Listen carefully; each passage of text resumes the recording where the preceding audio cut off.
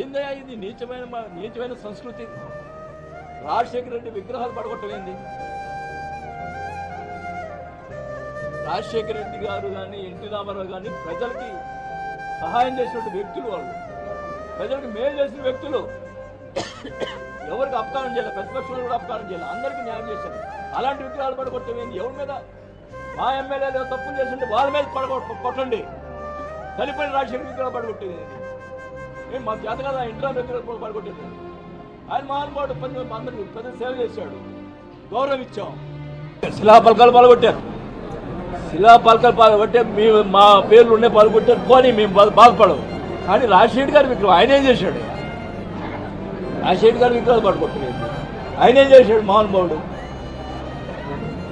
ఇంత దుర్మార్గమైన చర్యలు మేము ఎప్పుడు తీసుకున్నామా? వాళ్ళు వేసిన శిలాపలకాలు మేము పాల్గొట్టామా?